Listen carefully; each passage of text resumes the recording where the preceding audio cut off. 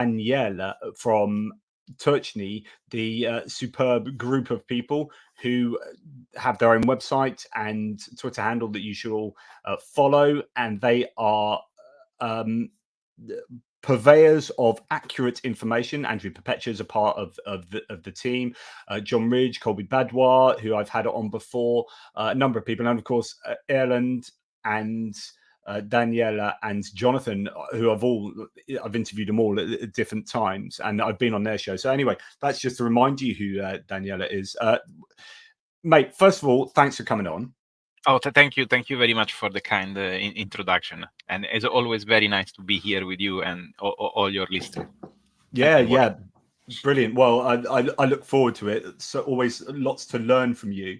But before we go there, I think it would be rude not to at least give cursory mention to what's been going on basically in France. Well, initially in France last night with Emmanuel Macron's television interview, and then with the meeting that's taking place right now with Olaf Scholz and Donald Tusk, German and Polish leaders in Berlin. There's an awful lot going on. Before we go to what German aid from Ukraine has just announced, what's your read on what Macron is doing, what France is doing, the EU, US, even UK? How do you interpret all this? Well, that's a $1 million question, but so understanding what it will happen is very difficult. But you have to think about this. Europe has been always trying to delegate its own security, partially or nearly totally, to US until a few months ago.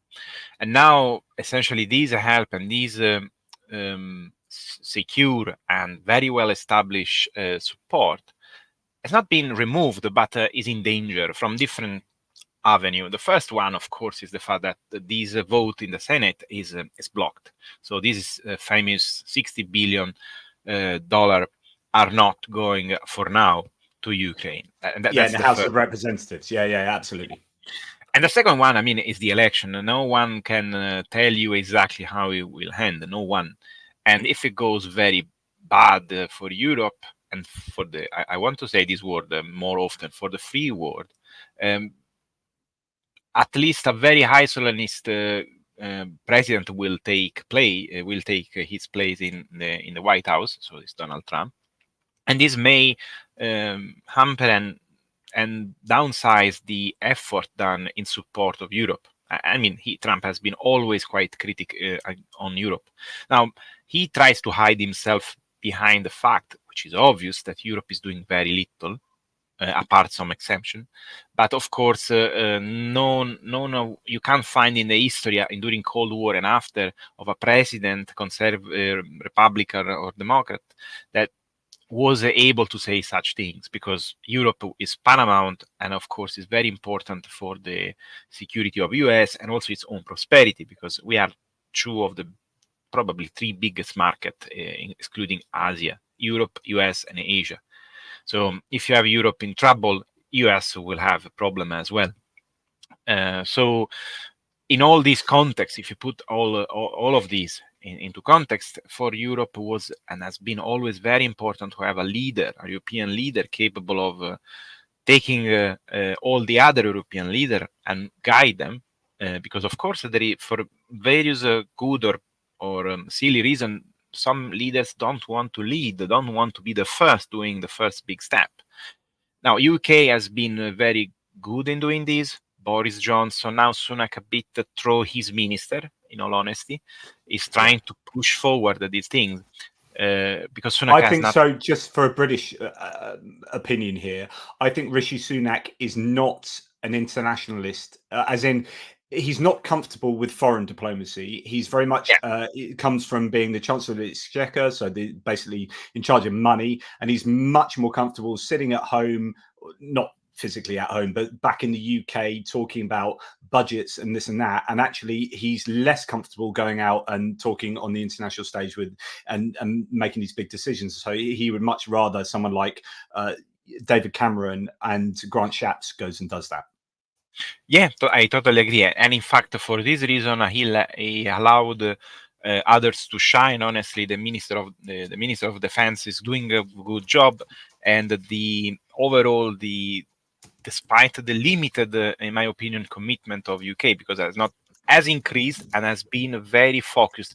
One of the few things that we can say about UK is not given a lot in terms of weapon and things, but is helping in crucial areas like munition, rocket, long range missile, and many other areas. So UK is doing its job, but during the first part was one of, especially with Boris Johnson, was one of the main proposer of intervention of sending tanks, sending at the very beginning anti-tank and anti-air systems. So now, but politically, UK has been always, not only for Brexit, but always seen like an outsider, and always also UK governments wanted to be, I mean, a bit more independent from EU. So was necessary at this point to have an European leader from continental Europe within European Union, and fundamentally proven to be a very much supporter of Europe in terms of as also political entity. Europe as European Union. Macron is the perfect candidate because French is a founding member, he's a strong supporter of Europe and all its institutions. By any extent, Macron is not perfect by any means, but he's a Democrat. He believes in democracy. He believes in those values. So having him stepping up, I think, is a natural evolution of what's going on, because and also France is a strong country, not only economically but also technologically and military. Now, I was hoping for Germany to do this, but for several reasons, good or bad, Olaf Scholz is not the person good for the task, in my opinion, especially when he in a what I define a rant, essentially say that you essentially reveal that the UK may have or may have not some observers, which probably it is true, but why saying that? It is a very bad diplomacy at display. So I think if you put all in this context, what is happening in France now is a natural evolution. Now, this means that tomorrow France will march in Ukraine? Probably not. And I think he has been very clear in all his times has been interviewed. He always say that he doesn't want to remove this as a possibility, and for this reason, Europe have to be prepared. And also, he says something that many American experts said many times to Biden administration, to other European administration: don't give a red line. If you give a red line to your enemy, especially if it's Putin, he's going to use that against you, because he knows exactly where you are able to push. And so, because the Russians are very good in escalate and de-escalate, you will play their game, and they are very good in that, as we see. You're giving the tactics to the opposition completely. Yeah, I mean, everything you just said, I love what you just said, because it's exactly what I've just said in my geopolitics video that I'm yet to release. So I've done half of it. I've done the French bit, and I'm going to add to it after this live and probably release it later tonight. But what you've just said is almost verbatim what I've been saying, and to add to that as well, that I think in times gone past, Angela Merkel would have been the European leader, but now she's gone. Olaf Scholz is not the leader; he's more of a follower, and we've seen that with his approach to getting tanks to Ukraine and demanding that America do it first. So he wants other people to set the precedent, and he will then lead. He will then follow. Sorry, but Macron has taken this opportunity to stand up and for all the reasons you said, because it's actually really important for the EU. France is a major player in the EU. This is just hugely important for European existential security, and also for Macron has said previously that Europe needs to stand on its own 2 feet away from the US and be more independent in terms of trade and security too. So all of these things, and there was just finally, sorry, there was a really good analysis that I went through on my video that I've just recorded that talks about whether he's doing this for his own gains or for the broader rectitude of it, the broader political rightness of it. And actually, the analysis that I was drawing from says that actually this is not for his own game, because actually he's got a greater chance of losing domestically by making these big, bold moves.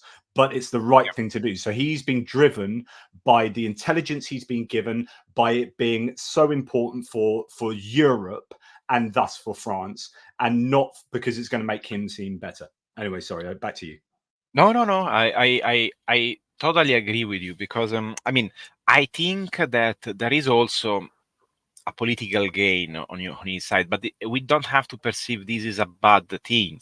He's a politician. He needs to show to his supporter, but also to his in doubt about his leadership, that he's capable of handling this situation that, of course, is not going especially particularly bad, but is not going as we expected for different reasons. And so he's the first leader apart in Europe, continental Europe, that has been able to explain why this war is important. And not because, we'll need it for our economy. In the end, we are helping ourselves by donating other weapons that otherwise would be wasted, so we can renew. There has been these things undergoing. No one has say, no, this is dangerous. This is dangerous for us, not only because our economy, but because there is a threat to our society, how we think. And I'm sure that in this context, we could even say that doesn't matter who is your political opposer, because unless he's a dictatorial supporter, even your worst enemy in politics have to fear this, because the world that Putin wants is a world where there is no opposition, there is only one ruler or a very small group. So these threaten anyone, because you never know which side you will be.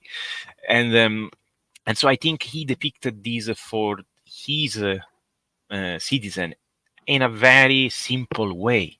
And this is what I was hoping for. And I hope that many other leaders will try to explain this in exact same term, not trying to make it an economical gain. Of course, these will be also other issues. And he said that there is the economical crisis due to inflation, there is the price of gases. All these things are caused by Putin, by this war. But it's not the only problem. Because even well, just to add to that, and again, exactly what I've talked about previously. So we're singing off the same song sheet here. But yesterday I was saying that, goodness me, I just want other leaders such as Rishi Sunak, Joe Biden. I think it's more difficult in the US because it's a partisan issue. Yeah. But other leaders, Olaf Scholz, to do why we know that Macron, this means a lot to Macron, and why it's so super important is because he called that national television interview last night himself. He said, I want to, it's really important that he said, I want to communicate to my audience, which is the French electorate, why this is important. It's not the fact that he talked about how it was important just while he was on TV. He said, no, we are going to have a national television broadcast where you're going to sit down with me and you can ask me some hard questions and I'm going to bat them down and I'm going to present to the audience a really robust set of reasons as to why we're doing this. And I think other European leaders need to do that. They need to have television, moments on television where they say, right, this isn't just a part of a larger program. I'm going to set half an hour aside to speak to the nation about why this is so bloody important. Yeah, exactly. It's not convincing. He wanted to convince, he wanted to explain. And this is what I always say, with Jonathan, we had a very long discussion, and I'm so happy that someone saw him. I mean, he's the president of the French Republic, did what I was hoping for, because you need to explain to people, not to convince them. Because in order for them to believe in something, they have to understand it. And he is the first leader in Europe from probably the end of the Second World War that also replied directly to the soldier, because he was asked, but then we have to send soldier, and then he said, well, I have that duty. It's on my shoulder. It's something that I have to do if needed, and I thank our armed forces to what they are doing now and what they are ready to do. So it's a very important signal, because you show that you are aware of all the aspects. You're not just, I'm not sure if this will go down that avenue. Honestly, Jonathan, I have no clue about that. No one will have at the moment. But the fact that he say these things, if makes us thinking, you have to think about what makes on the Russian side, because of course a war is different from what we have now, but now it's just that the kinetic part that is absent. We have cyber attacks, we have propaganda attack constantly. I mean, he was attacked from with fake news constantly. Previously during his campaign, now, so he said all these things, and these things are happening to Sunak, to Giorgia Meloni, to Scholz, to any politician that is trying to do something about that. Yeah. Even to us, I mean, on the social, we are tempested by bots. Yeah, absolutely, absolutely, 100%. And it's so important that during that speech, he did talk about cyber attacks. He talked about disinformation. He talked about like whether they're really at war already at the moment. I mean, there was so much content in there that was just music to my ears. Oh, That and sorry, go for it, Jonathan. John, one thing he spoke about, another important things. War economy. Finally, say that. Yeah. Yeah, We and have to talk interestingly, to Sebastien Lecornu, his defense minister, also talked about that very explicitly. He was talking about like artillery shell manufacturing quotas just recently. Like they really are themselves kind of ramping up in France. I think it's all just the right thing at the right time. Yeah. Now regarding that, I have some more insight, but the regarding that is a bit pity, because they have a serious problem on that side, because that output is very small. But Yes. he says something. He says something. He recognized that, and honestly, this is why yesterday I listened to the entire speech, and I really appreciated that, because he recognized that, and he said, "But we have to think that we are collective. So, okay, we may produce not much, but we have also one of the largest army in Europe, because we still have a lot of soldiers, we still have a lot of stuff. So even if we don't have all the ammunition, we can ask to allies to have that." So this was the baseline. We are an alliance. Of course, we have to ramp up, and we will. But think about that. And this is also a message to Putin and to the Russians. Look, France may be producing small, but we have an army, and we are willing to do, if necessary, to use it. And we are in a bigger alliance that can produce many of those shells.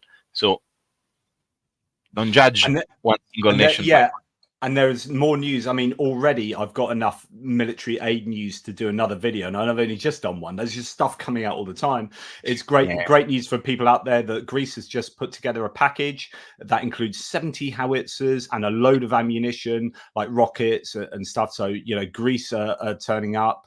There are lots of news from industrial manufacturers as well. So we're starting to move in the right direction. It has been turning a tanker, but now I think there's some momentum behind European support, and hopefully that can sustain if there aren't any kind of political schisms that pop up with Russia interfering with elections and whatnot. You just pointed me towards Germany to Ukraine, who said this following the meeting of the Weimar Triangle, so France, Germany, Poland. That's happening in Berlin right now. So what Macron was doing last night was a precursor to this meeting. Germany's chancellor has announced the following immediate measures, together with the French president and Polish prime minister, to support Ukraine. 1, immediately more procurement of military aid for Ukraine on the entire world market. Now, that's in bold because I presume that is France agreeing that they can go out and buy stuff outside of the EU. And that is significant because there's some money coming from the EU. There's money kicking about. But if they can't buy stuff outside of the EU, because France themselves have been the main one saying we want to buy what we can manufacture, and that helps the EU. I mean, you can see the economic argument for that. But it means on a French. Sorry, Fentera, because I want to underline this, because I knowing the French system, they are very nationalistic in the sense that they tend always to put at the center France and try to produce. Look at the space program, the defense program, the European tank program. They always try to attract. The fact that they agree to say, okay, buy outside, this is a commitment and not small for them. Honestly, it's simpler than that, mate. Just go to France, right? Go to France and have a look at all the postal vans. Have a look at all the cars, right, and all the vans and all the cars and vans that are run by French, like the post office or this supermarket or that thing, and tell me how many of those vans are not French. And the answer is none of them. So you can talk about the free market, but when it comes to France, they will buy their own stuff. And that is just a huge, like, all you need to do is go to France and see just the sheer volume of French cars and vans, right? So they are very protective over their own, or protectionist, you could say. I don't know how the tendering process works there, but this is just an extension of that. And there is an argument for that. I'm not like some big free market, very much not free market exponent. I mean, capitalism is the least worst form of economics, but you know, France have got a good pedigree for doing stuff like that, so it's understandable that they would, as you say, choose their own. But for them to then step away from that and say, okay, let's go to the world market is important. Number two, expansion of the production of military equipment, also in cooperation with Ukraine, which means investing in building manufacturing facilities inside Ukraine. Is there anything you want to say about that? No, because I don't know anything about that because it's very recent. But I think they will follow the German model or the BAE model. Well, Rheinmetall have just announced they're going to build 4 facilities in Ukraine, and that's just one of the manufacturers from Germany. So, yeah, I think France are going to get on board with that. So, number 3, establishment of a new capability coalition, far-reaching rocket artillery. Oh, so the question for me there would be, or from me, would be, would they make rockets that can be fired, or procure rockets for Ukraine that could be fired into Russia? That's the key, because far-reaching rockets, there's no point having far-reaching artillery, rocket artillery, if it can only go, it's not that far-reaching if it only goes 200 miles. But if it goes more than that, then the only reason to have that would be to go into Russia. Well, on that, we are sure that they will going to follow an agreement. I mean, at this point, but there is an agreement that you shouldn't. That there is an agreement regarding the range. ATACMS was developed to don't go over a certain range that was then infringing a treaty with Russia. And I think even before there was a kind with the Soviet Union. So I think that the range, I don't know, but probably similar to ATACMS. Yeah. And then the fourth one here, increasing support for Ukraine within the EU framework, 5 billion euros via EPF. That's the facility. Is that, I forget what EPF is.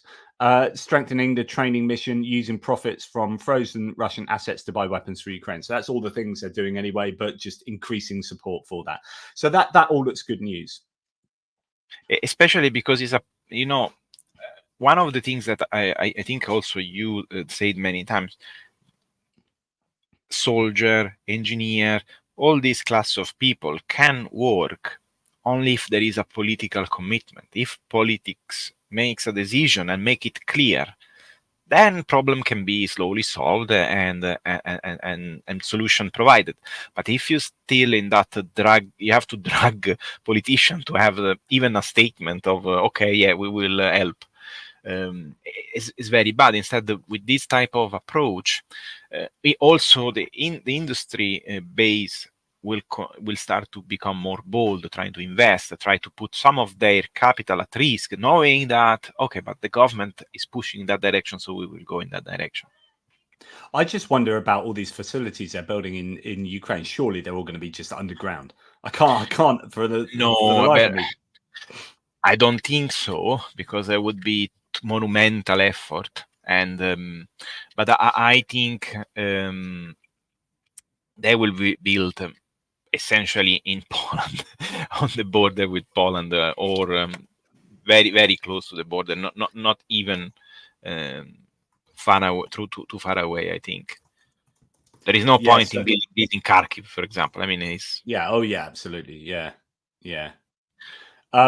Okay, so that's probably a good time to move on to what you're actually here to talk about.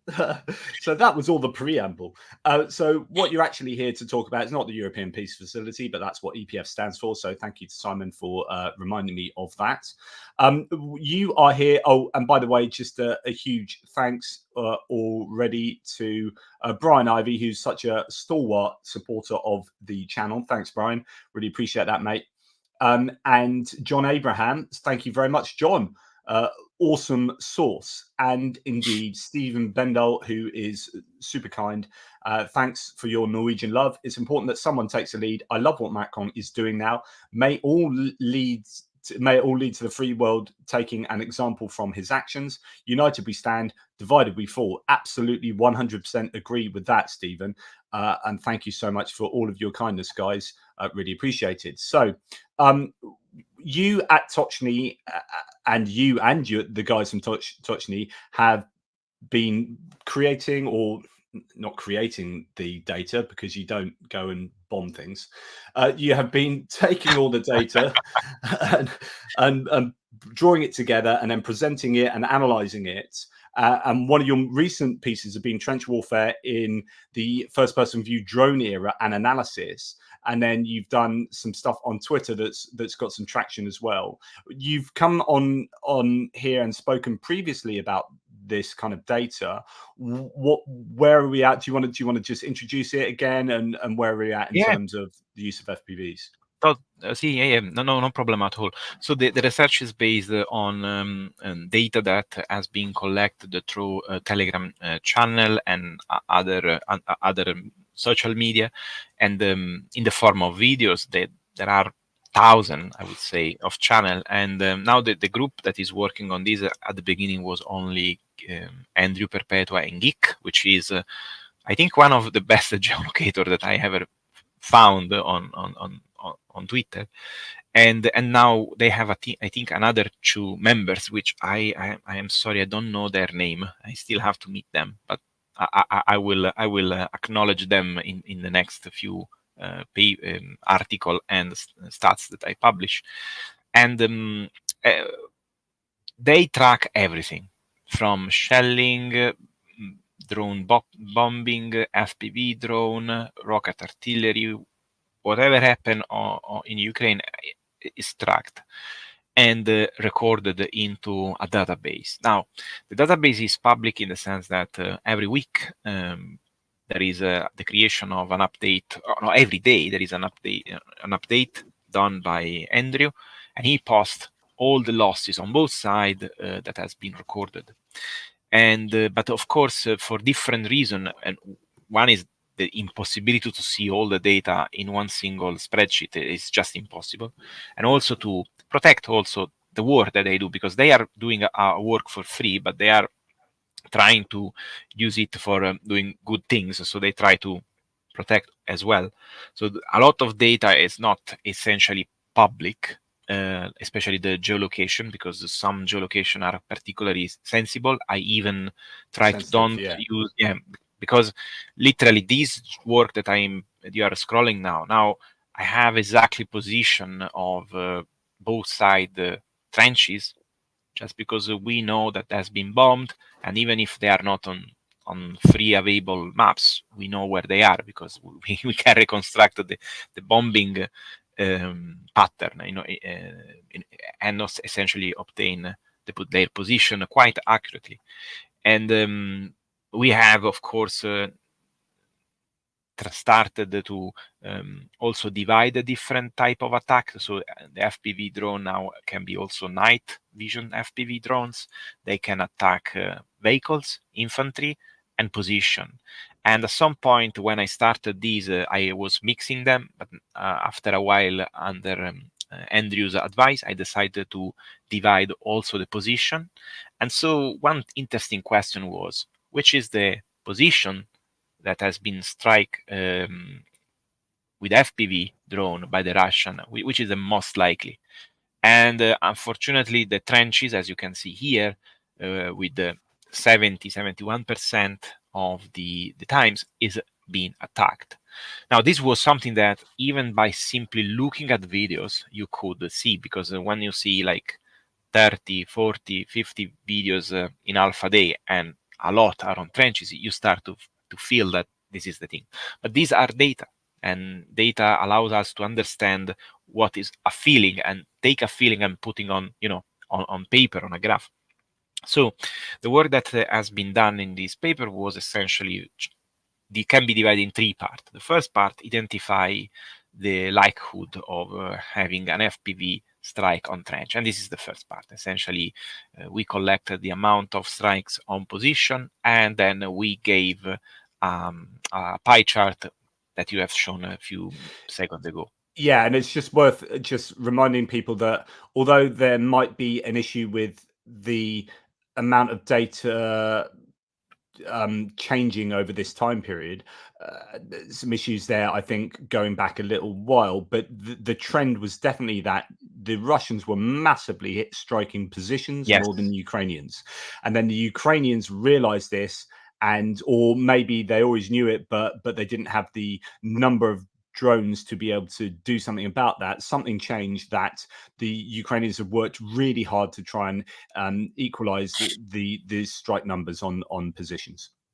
Yeah, absolutely. We will, at the end, we will go through the new stats. I mean, they are not any more new, but the most recent one. And I will show you this. But yes, at the beginning, so first of all, of course, we don't have all the data, because despite the thousand and thousand of video that we analyze, there is a physical reason why you cannot have all the data. You cannot have all the videos because it's physically impossible for the soldier on both sides to post-process and edit so many videos at the same time. So there are limits. Which brings about a very important question. So is there a selection bias whereby either side is more likely to upload videos than the other side? No, and this is one of the things, they take pride of that, so they will publish as much as they can. But there are two reasons why they decided for non-publishing. The first one is because, I mean, three. The first one, they don't have time to post-process and to edit that video. The second one is that the video is terrible and you can't see anything, so that you don't publish, despite we have seen a video like that. And then the other one is security, but this is a guess. We never seen a video removed, but most of the time, even the video that some videos are just blurred in order to show. So this is an answer to many people that say, "Oh, well, you are taking only a few. There are not enough."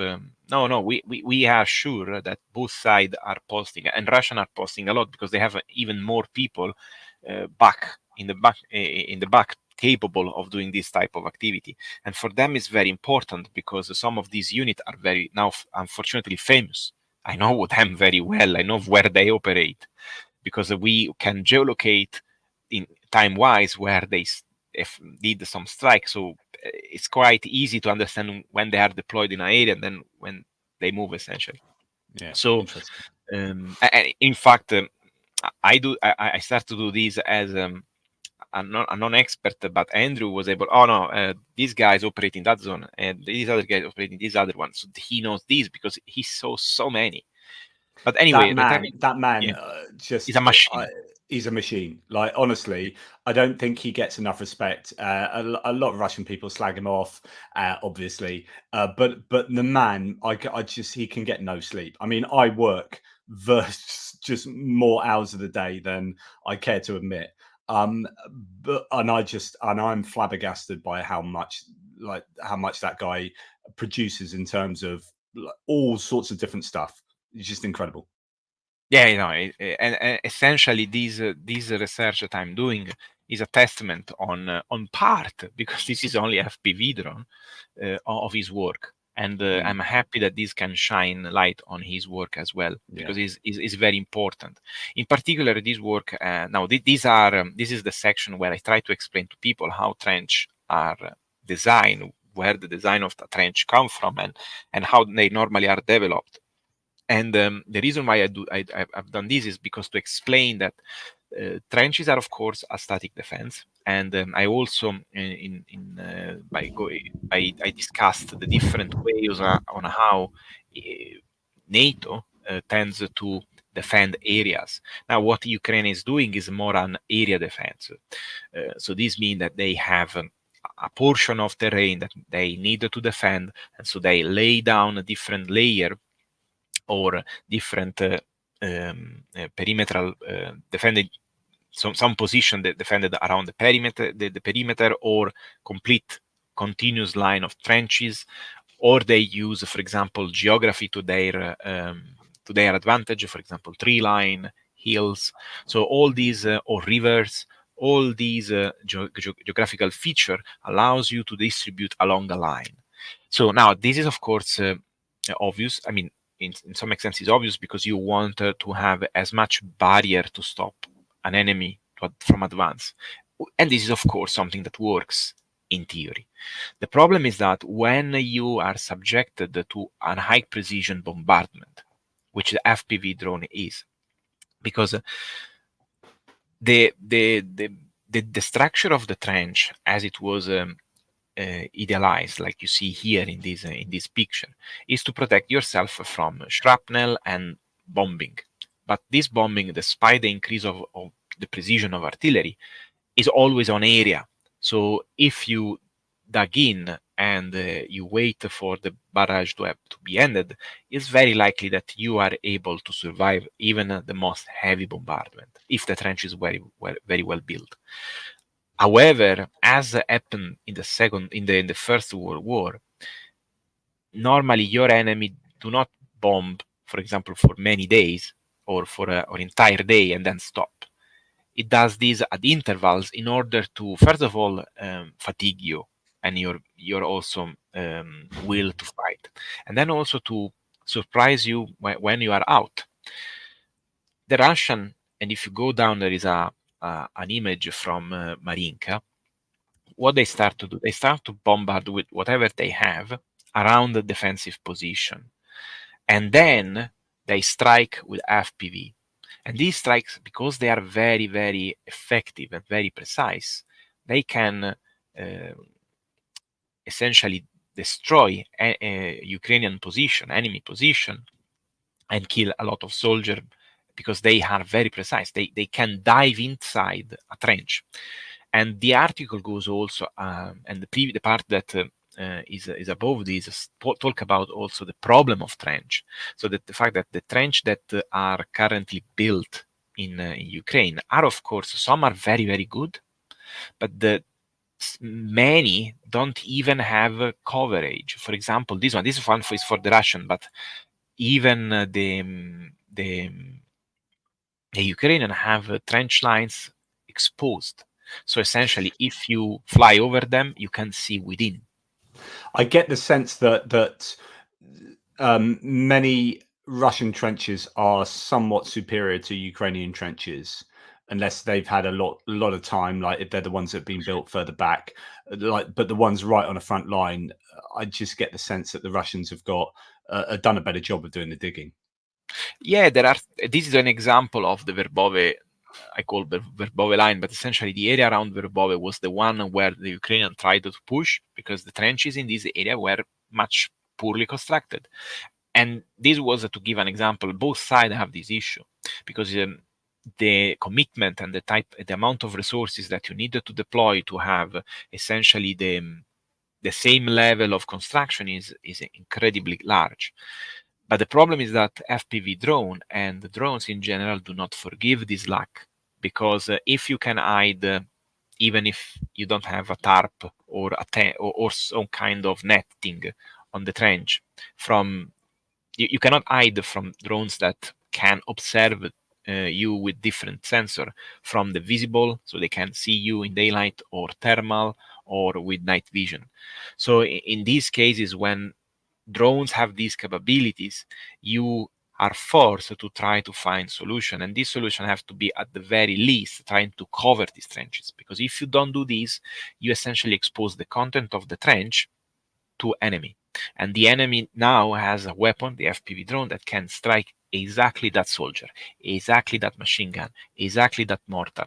There is so if you, I went through different manual that CJ sent to me, and this is a well-known problem. I mean, there is an update on Russian warfare that talk about drones, but in general, when you want to defend yourself from drones, one of the first things that you have to do is trying to minimize the capability of the enemy to know exactly what is inside the trench, because a trench like this, or there is, I think, if you go down, there is the one that gave me a lot of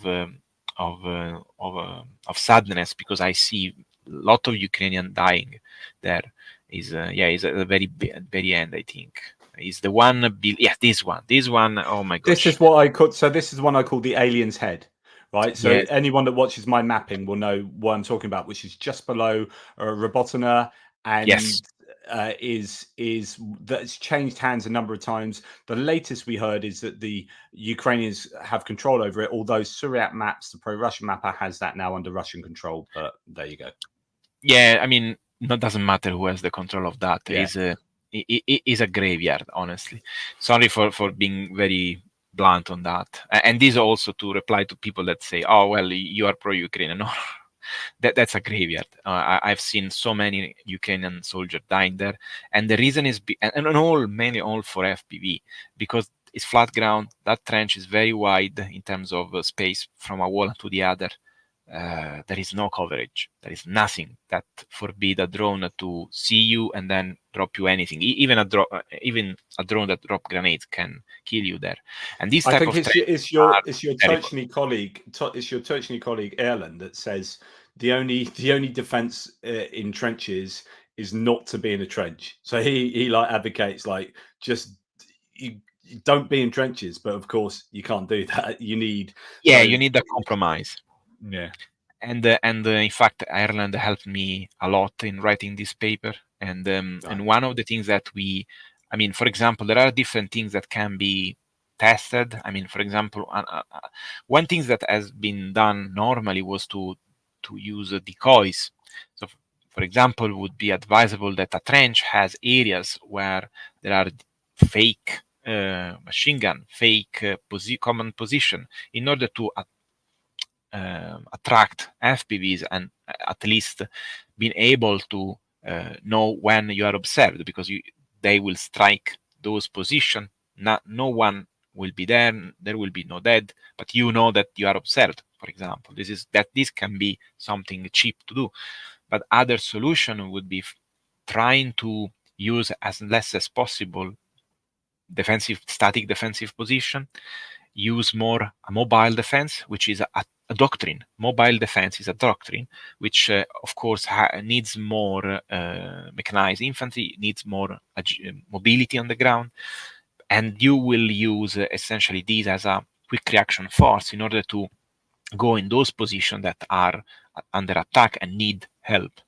And for example, in the advent of drones, why don't use? And I know that Ukraine is working on that, on machine gun, grenade launcher, remotely activated, so the soldier can be in a bunker or in a much safer position, controlling its portion of ground. So try to, because EW is not going to solve the problem, because unless they have EW, even with NATO support, probably would be so difficult to cover such long front line. So you simply cannot stay too long in a trench, especially if you are exposed, without any coverage. And the other things that needs to be improved is not the construction itself, but for example the concealment policy. The trenches need to be more covered in order to at least try to avoid a very obvious observation of the content, because if you have a trench that is very difficult to see in, the drone operator have to do more flyby in order to understand how it's operating. So you have to try to make their life complicated, because they are in a safe position observing you, and they have no problem in stay there for hours. So it doesn't matter if you hide in a hole. So you need to improve these in order to escape from this situation. Yeah, I remember Andrew was talking about I don't know if I've got my drawing on this. I'm using Chrome and not my other one. Where are you drawing? There you go. So he was talking about how you get these trenches now that have like these big dugouts on both sides, and that in the middle, Hmm. you've got like something that you can stand on that's higher, Yeah, and basically that allows you to see out. But then he was talking about how drones are now being yeah, used to uh, dive bombing drones are used to drop thermobaric munitions that go kind of bounce, bounce, bounce, yes, and then go into there, or bounce, bounce, bounce, and into there. But these ones provide a lot of decent protection for particularly Russians have built them like that, I believe. yeah. I mean, I know exactly the video. I know exactly what he's talking about because we discussed this together. There are also situations where they tried to put roofs on the trench in order to, Yeah, uh, seen a lot of but them. but And there even are and even BMPs, pro and like cons. infantry fighting vehicles that have got Yes. stuck, they can use them. But yeah, carry on. Mhm. Yeah, no, no, yeah. There are a lot of they are trying to solve the problem, of course, but the issue is that each solution has its own pros and cons. So the capability of exiting rapidly from a trench is equally important. So when you have a rigid structure over your head, essentially you can't. So you will need areas where you have a more fortified position and areas where the fortification is less. But one thing that you can do in an easier way is trying, as I said, to avoid detection. So the capability of reducing or minimizing the enemy capability of detecting what's going on in a trench has a very important value because first of all they don't see you so they cannot bomb you, but also you create uncertainty on the status of the trench. Instead, unfortunately, and this is also caused not only by discipline or commanders. I tried to say this in the paper. I'm not blaming anyone in particular. It's just an observation. But another problem is that some trenches are you you take them and then you lose them, and you take them and you lose them, so you don't even have the time to do anything there. Yeah, These are yeah, other situations that I described along the front line. Yes. and that happened here, which is Oh yeah. take lose, and then you're on the front line, so it's like you can't bring in the excavators to do a little more digging. You can't get in the machinery to then do X, Y, and Z, or drop in some prefabricated units or whatever. It's like you are constantly being hammered by artillery and mortar and FPV drones, and so Yeah. it is what it is, unless you can unless you can get a bit of scrap metal that's lying around over there and lay it over the top, or some netting, or things that are easy to bring to the front. Then it's broadly, dig it out with your shovels. Otherwise, yeah, that's that. Yeah. And this is in fact one situation where you should avoid using that trench. I know why they are doing, because it's very close to the city, but as soon Mm. as the Russian will be there, they will have the same problem.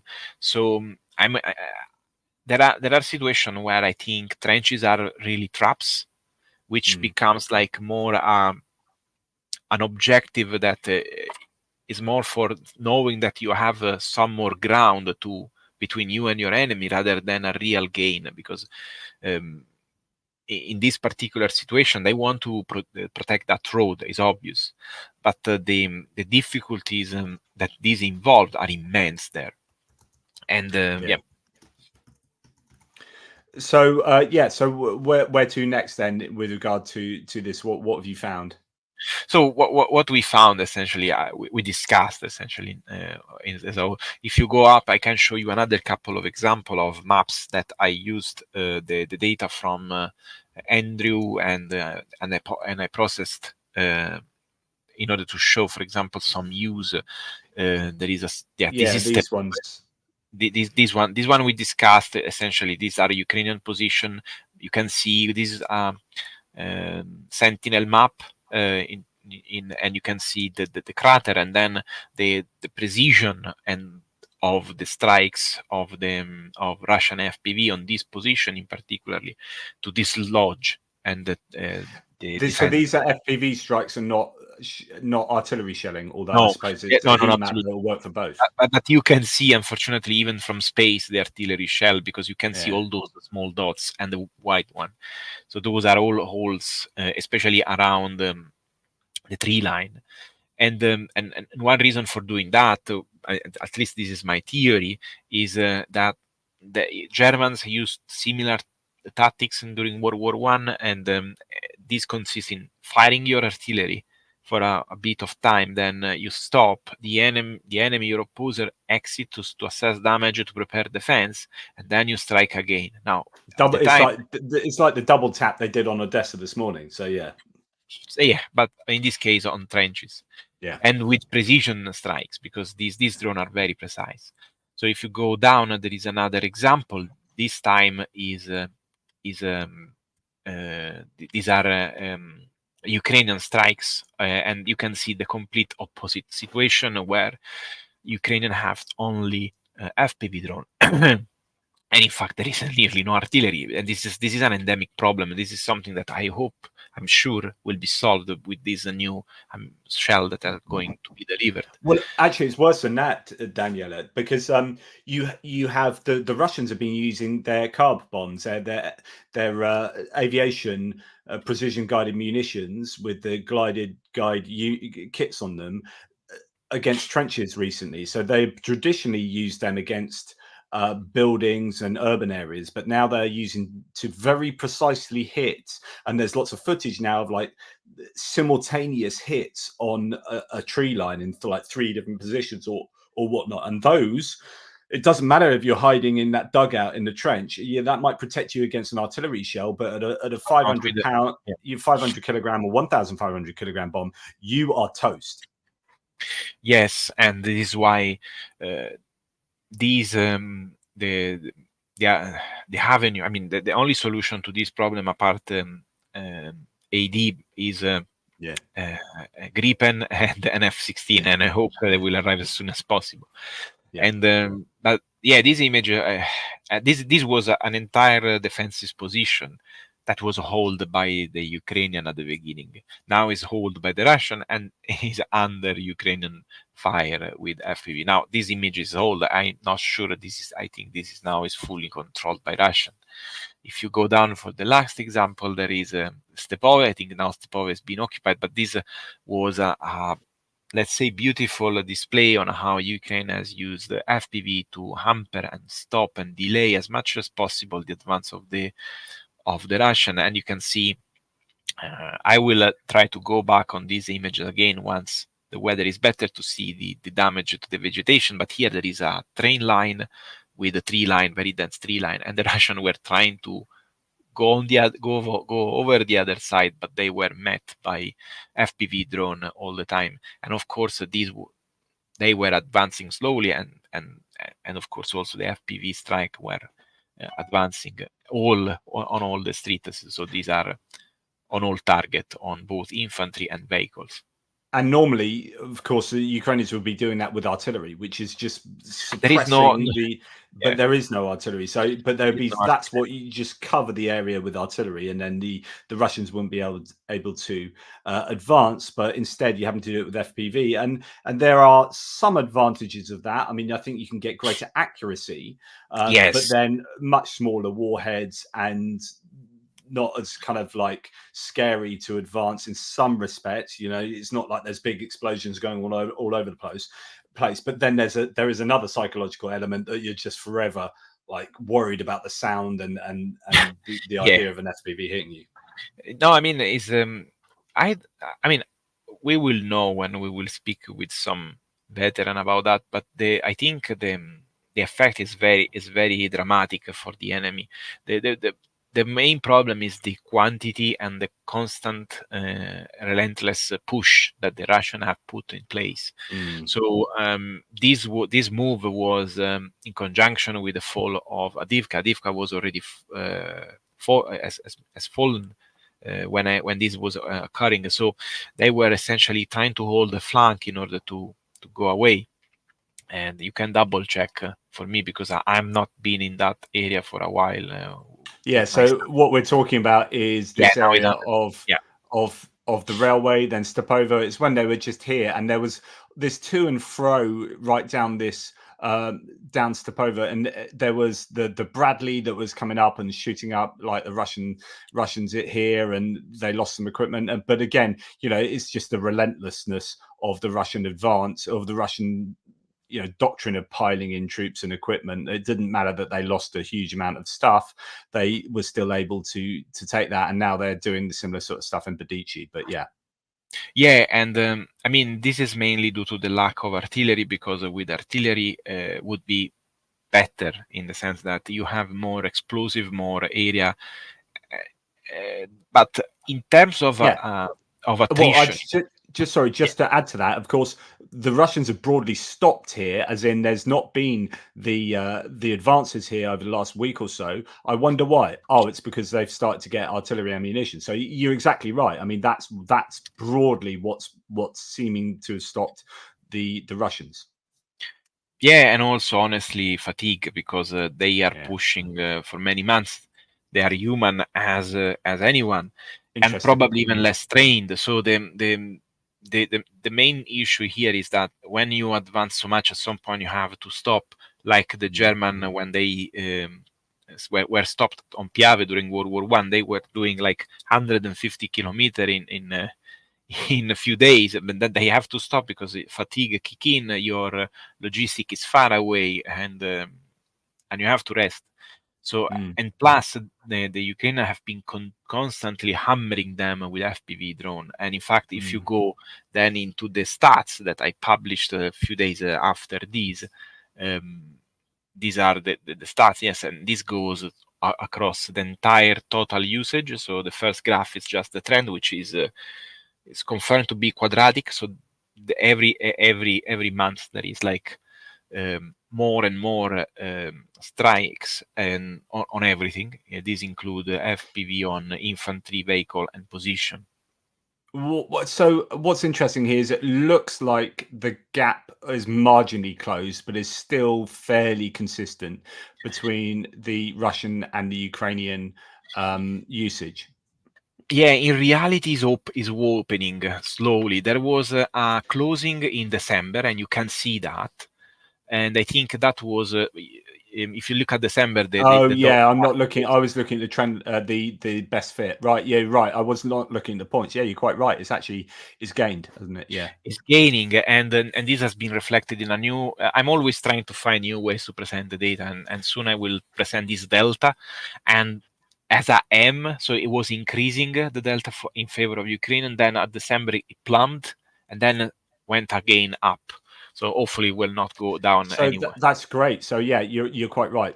That is good news for the Ukrainians if they can keep that trend going. Yeah, and the number are quite large. I mean, we are around nearly 8,000 and against 6,000. So there is a difference, a significant difference. Absolutely and this is incredible. Which means, but just to remind people that 14,000 bits of footage that team's looked at. Yes, that's what that means. Like someone has geolocated every one of those, pretty much. Yeah, like pretty much everyone. I can tell you that from August, everything is geolocated with the picture insane. as well. So we have the picture of the video, the picture of the place, and normally when you go on Andrew map, you can see the picture because he put the picture. Yeah. Just insane. That guy should get a medal from bloody Zelensky at the end of the. All of you guys should. So okay, where do we go next from here then? Now, the next is the second one. That one is the interest. Oh, this one is the magnificent plot. Yeah, this one is again about strike on infantry, and well, it speaks for itself. the Ukraine have done beautifully in February. And they are already. I tell you that they are already in advance also in March, because these. Okay, so let's just remind people of what happened then. So if people might not remember, but oh yes, pro Ukrainians like Daniele and myself were worrying in December because the Russians had overtaken the Ukrainians in striking infantry, and this, interestingly, this is different from striking positions. So these are strikes on infantry who are not in trenches. If they're in trenches, it's a trench striker. Am I correct?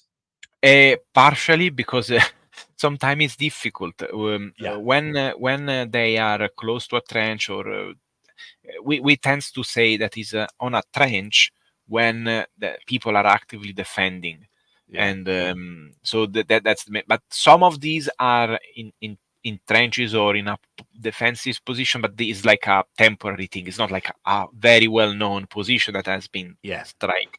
So these are Mostly are predominantly, yeah, predominantly sort of people out and about getting hit by yes, drones in flat that we ground see. and get it. Yeah. And in December it was a worry because Russia overtook. As you can see, they closed the gap from October, although there's some worry about like the quality of the data from there. But Yeah. going on from here, when the data is improving, there was a worry in December, and then brilliantly in January for the Ukrainians, they closed that gap, and then February they blew the Russians out the water, really, in comparative terms. And it Mhm. looks like that is maintaining, and that the stats will be even greater for March than they were in February. Is that correct? Yes, and I think what kicked in was different type of program uh, promoted by Unite 24, by the Minister of Industry, Kamishin, but also the incredible work of several organization, volunteer organization like Wild Hornet, which I'm a proud supporter, and also there is Drone Nemesis from Czech Republic, another very nice organization, which committed themselves to completely on a volunteer base without any profit to develop platforms, very good platform, and deploy for free for the unit that needs. So all and also in that month, of course, is a Divka fall, and a Divka has seen a very much use, very intense use of FPV drones. The 47th and the 3rd Assault Brigade were given hundreds and hundreds of these drones from different volunteer organizations. So Absolutely this is brilliant. also why you see that peak.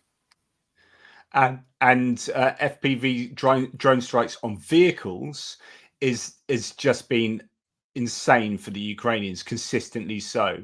Now, there's a lot of talk about this being as a result of, it's not that the Russians are not very good at hitting vehicles, it's not they don't want to hit vehicles, it's just the Ukrainians don't use vehicles as much as the Russians. The Russians attack with vehicles, and the only place that the Ukrainians are doing any kind of active attack is across the river in Krinky, where they don't have any vehicles. And so therefore there is a sort of selection bias that's going on here, but it in a sense, or there's some, you know what I'm trying to say, but the reality of the matter is that the way this war is playing out, the Russians are using and losing an More absolute ton vehicle. of vehicles.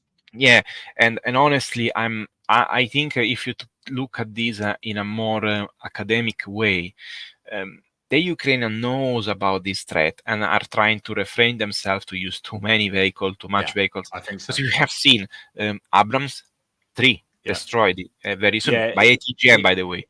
But in they in tried, yeah, Medici, yeah. was that by ATGM? Oh, that's interesting. A couple was ATGM, I'm quite Right, sure. Another one was FPV. right. At least one was ATGM. There was the missile fired Yeah, on the tank. But the point is this: I mean, Bradley have been used quite vastly in Adivka, and there have been losses, but not that dramatic. This because, mm, of course, the numbers are different, but also because the use is very moderate, and they prefer to uh, deter the advance and then go away. Instead, the Russian, for different reason, they are invading a country. They have to push forward, and then they will come in the range of this weapon system. And I mean, in the best case scenario for them, they meet a Bradley, which is even worse probably. But this is related on how now seriously. This is related on how the two sides moves on the ground.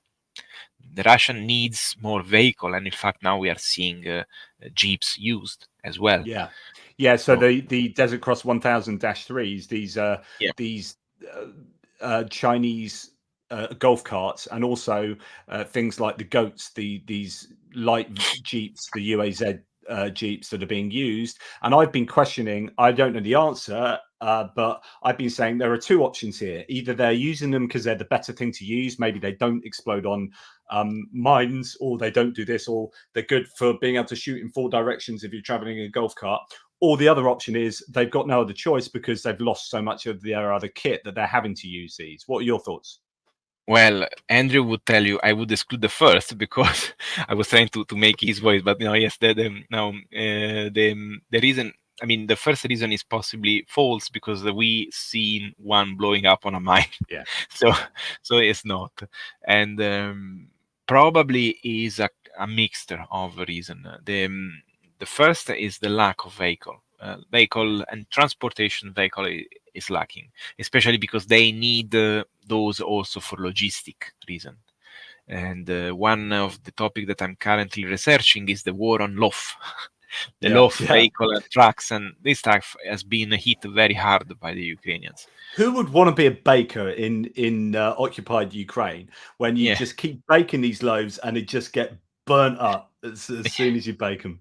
But there you go. Yeah, and so the main reason I think is there are two reasons. The first is the fact these vehicles are fast, so they tend to arrive quickly to the position, and also are if something happened to a Jeep, okay, that's it. But if happened to a BMP 1, 2, 3, or any armored vehicle, is a bigger loss. So I think it's logistical reason. Is a mixture of those, but it's interesting. Yeah, but it's also interesting that the gap seems to be at least proportionally bigger for March. So it looks like it's going to be a worse month for Russia. No.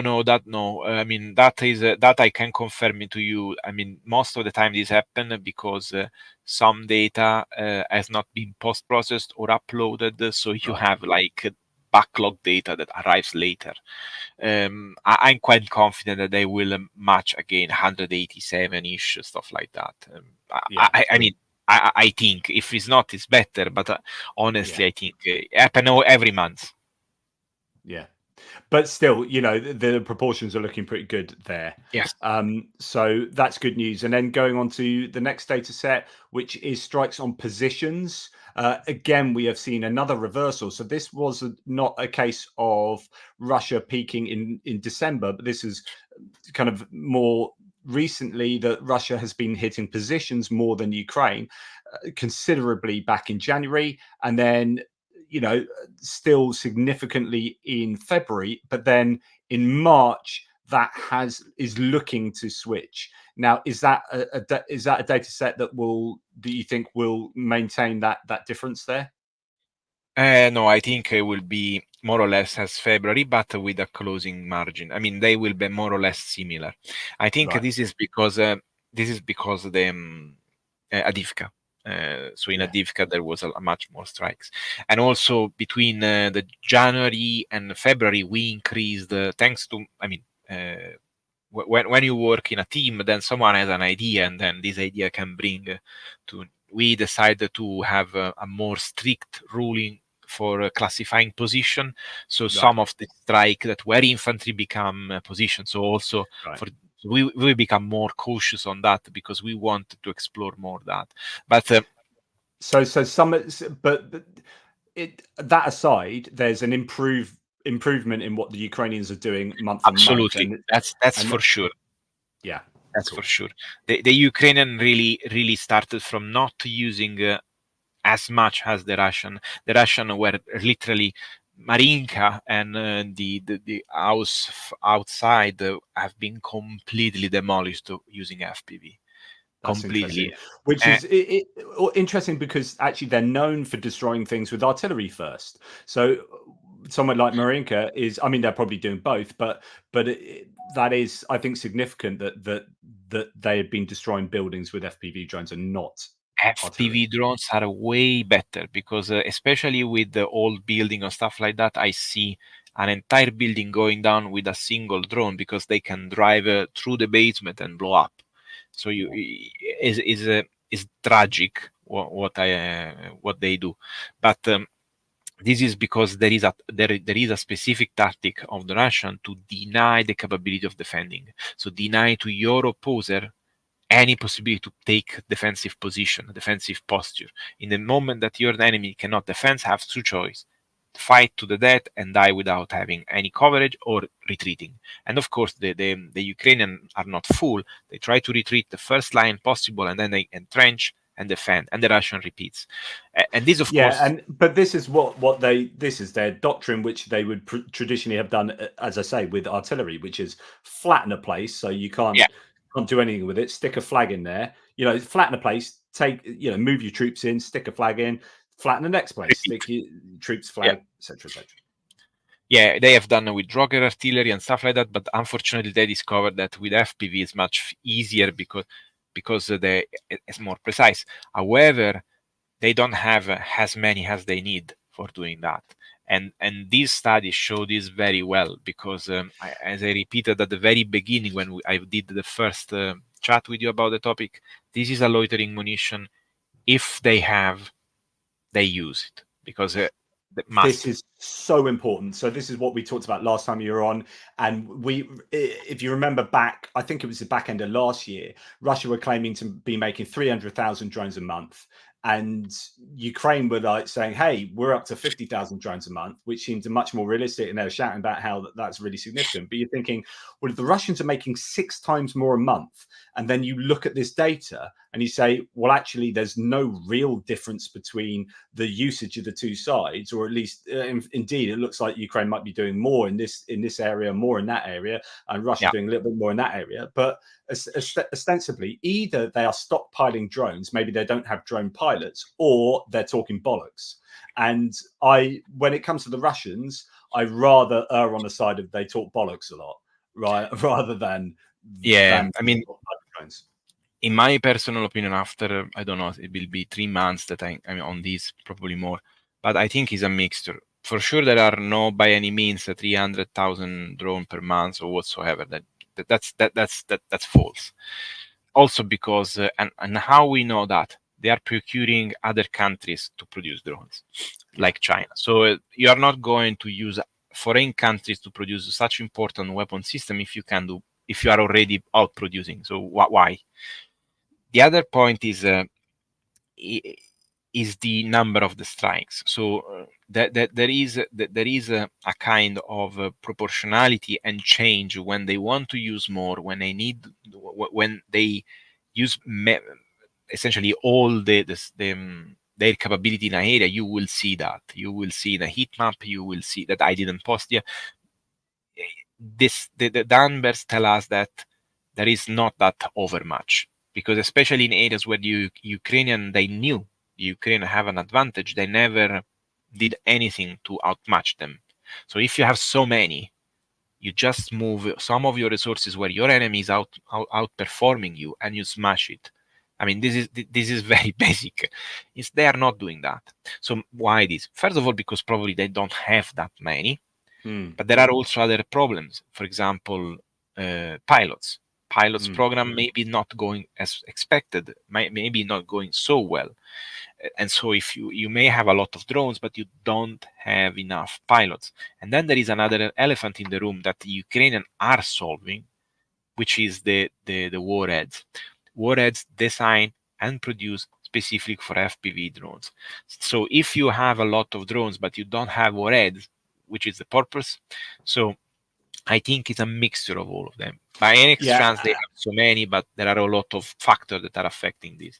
Yeah, Andrew on his live stream recently one of his recent ones was talking about the need to make warheads specifically for drones, and that's a really important thing, because it's not that they have a shortage of warheads. Like, RPG 7s are a tenner penny, I would have thought, but it's that they are just more effective if they are purpose built, and they do a better also job. more safer and rapid to Yeah, deploy. That was it.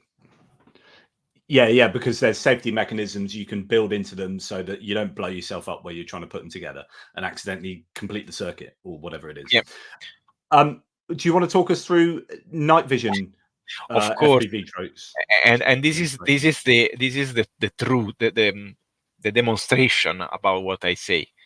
Russia does better in NVG. I mean, there is no shame in saying that. They have more, they use more. I mean, this is the evident. You see this from most of our data collected show that Russia at the moment has an advantage of that. Of course, is concerning, but overall, in all picture, these occupy a specific area, which is night operation.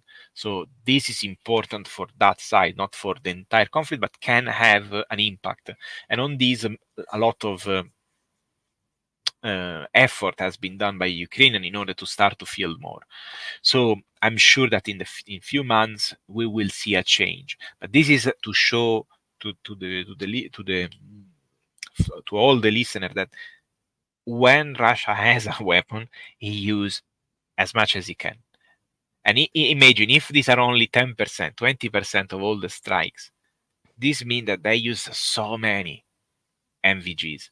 So Right. there is, yeah. Because I was just going to say that, I mean, comparing to just FPV's drone strikes on infantry, interestingly, do you separate out MVGs from strikes at all? So these won't include MVGs. No, these include everything. So that does include infantry strikes by night vision on. Yes. Right. Okay. But even so, I mean, the general point is that the good thing for Ukraine, if you want to be as positive for Ukraine as possible, is that the number of MVG strikes, although you say this will only be 10% of the overall strikes because of uploading and so on and so forth, but that'd be the same here. So just compared to strikes in general, MVG are still a small proportion. But as you say, Russia have the advantage, and you can bet your bottom dollar Ukraine will be trying as hard as they can to make sure that that changes.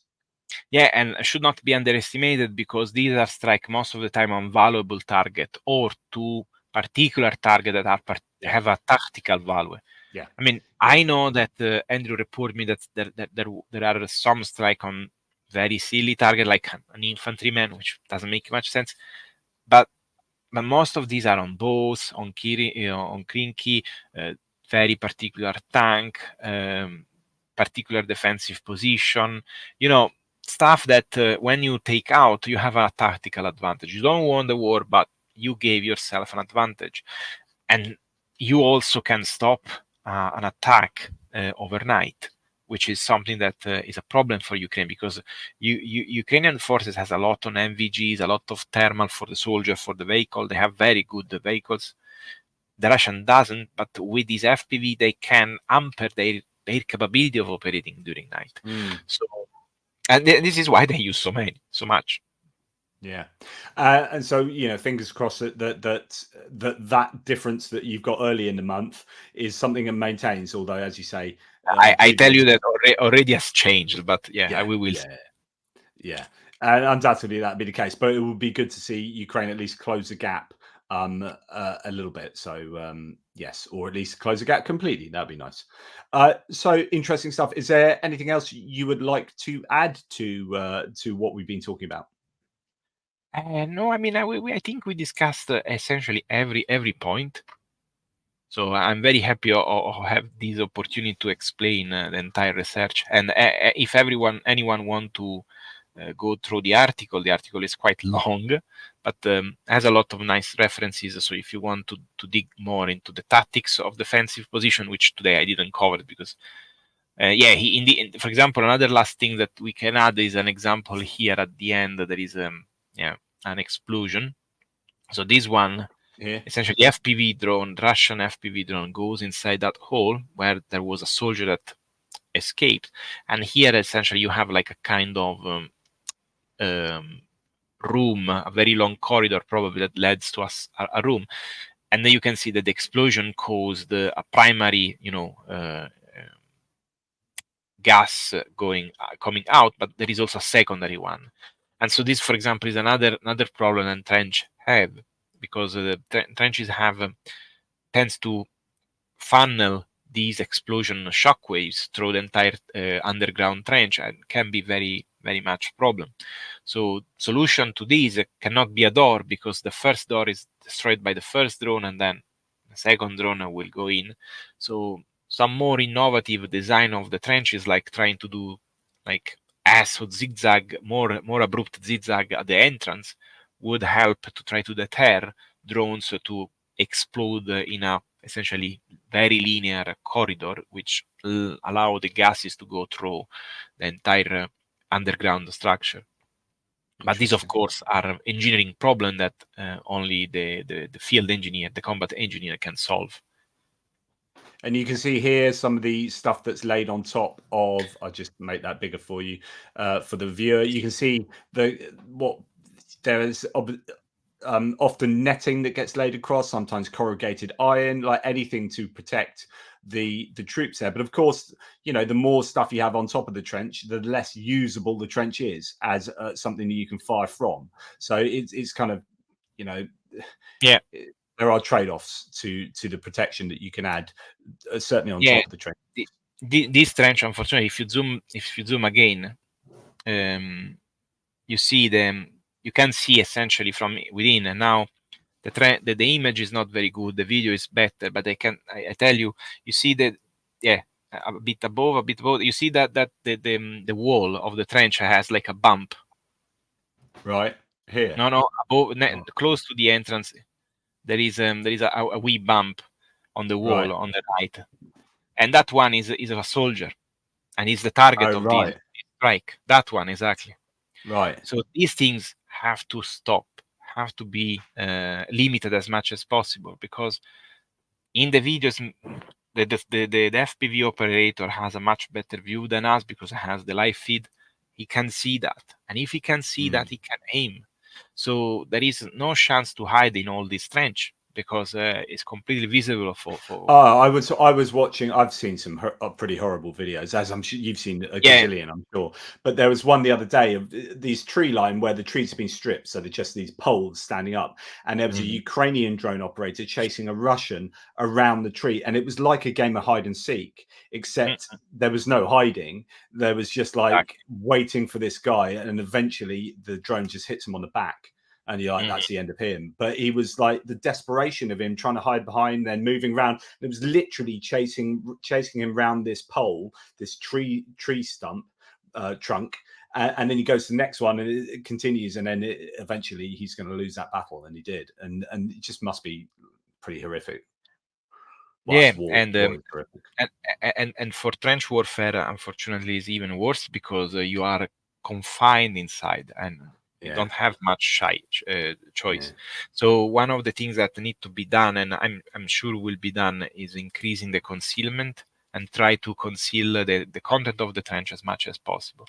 That would increase the survivability of the trench.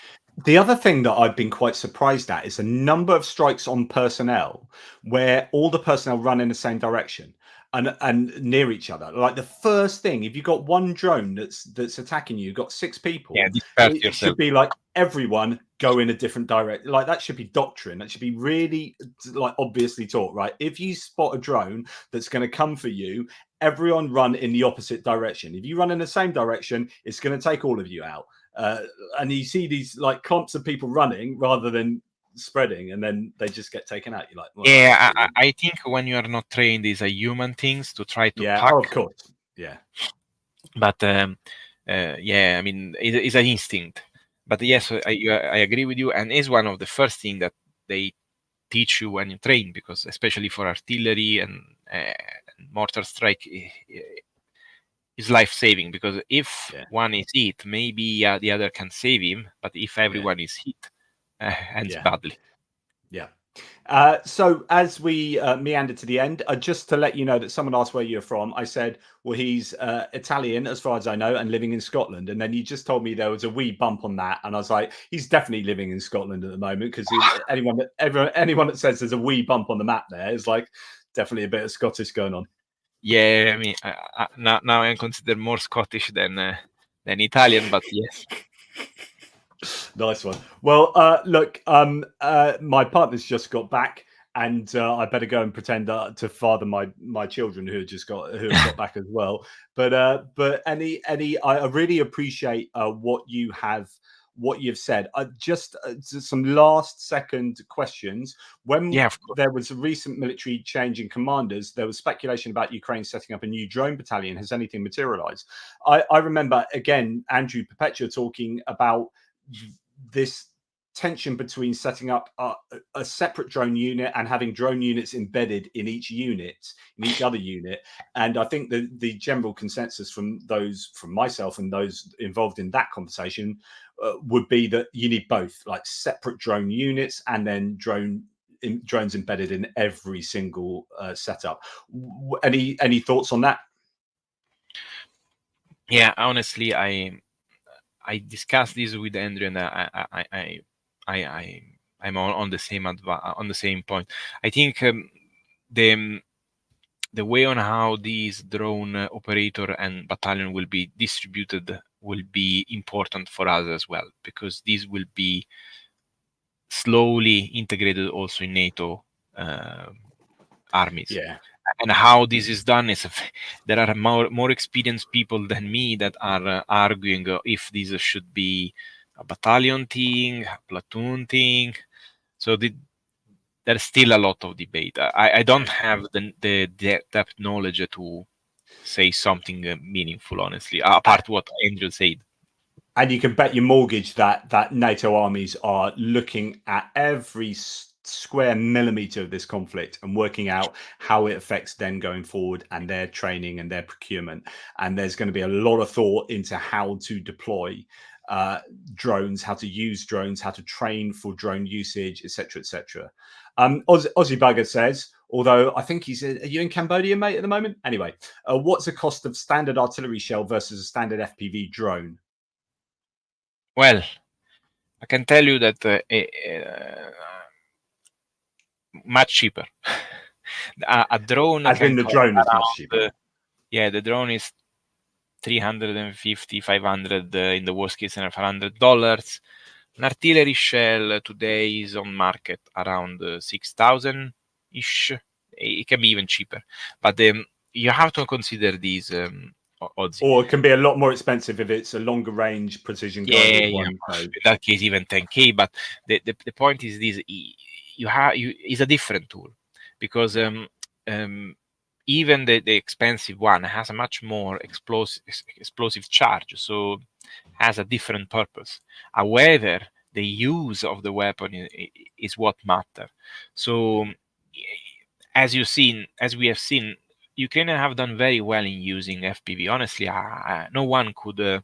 I honestly make like a comparison to 1940 when Britain did the Battle of Britain, defeating the Nazis with the Spitfire and their ingenuity, but also their ability of piloting.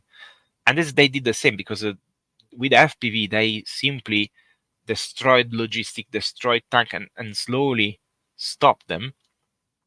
But was not enough. You need artillery. So I know that looks like that artillery is very expensive, but has its role, and this is area defense. And don't forget also the kinetic element to that. So not only is it got a bigger explosive, but man, that's going to be hitting a lot damn harder as well, and that can have its own impact, literally, on what happens. So there are it's horses for courses. You have different tools for different things, but having said that, you can have 20 drones for the price of one shell. And if that can get you an advantage in other ways, if you can use 20 drones to do a greater job than one shell, then in that situation, drones are going to be a better choice. Yeah, it may change the way on how you do a fire request. So you may ask, instead asking to the artillery battalion, you ask to the drone battalion, can you bring me in this coordinate an FPV? I need one. Instead, it might be like a machine gunner on a trench that you can't get past, and rather than in days gone by, you'd call in the artillery, and then they'd send like 20 shells in that general area, and then like, job done, thanks mate. Whereas now you can call one drone operator to take out the machine gunner, and then you're like, brilliant. And so that is vastly cheaper, but it's not at the same time, like artillery is going to stop and advance, I think, more effectively a large barrage than a number of drones. So horses for courses. Yeah, and last things, don't forget that both sides are fighting essentially with the very small presence of electronic warfare. Yeah. An artillery shell doesn't care about electric warfare. It will land whatever ballistic and physics have said to that. Yeah, so this is that's true. another point. Yeah, definitely. Well, look, it's been fascinating, always fascinating talking to you, mate, and I really appreciate you coming on. Thank you so much to those who have supported the channel. Thanks to Brian Ivey, legend, John Abraham, also a legend, and Stephen Bendal, you know it, legend. So thank you very much, guys, and thanks to those who have also. Oh no, I've got a couple more, and thanks to Robert Pitt, fuel for the channel. Total legend. Well, no more legendary than the others, but still legendary. And Richard Bennett, such a great supporter of the channel, gifting 5 memberships. Thank you very much, Richard Bennett, and Robert Pitt as well again there. So Robert, he maybe is a double legend actually. So thanks so much to the supporters of the channel. Really do appreciate that. Don't forget that we are fundraising for armored ambulances. Please go to gregterry.org as I'm working in unison with him, and we're doing that big push. I'm hopefully going to have a live stream with JR matching some funding for those charitable causes. Got that plan for this weekend. I still need to find work out the finer details. Anyway, to my viewers, keep your eyes peeled and join in with that. That'd be fantastic. But Daniele, thank you so much, mate. Any last words? No, thank you for inviting me and asking all these interesting questions. Has been always interesting to be here and try to spread the word that we do at Tochnyi. Excellent. And indeed, Tochnyi, I don't know if that's Jonathan or someone from Tochnyi saying thanks for amplifying Daniela's work, Jonathan. It's never a problem. It's an absolute joy to talk with him. And as I always say, if you guys want to mirror this video and put it on your own channel for content, because I think that's it's really important for your channel to pump out the content, and it helps get traction. It's like a snowball. Please take my videos with you guys and do that and run with them. So please do that.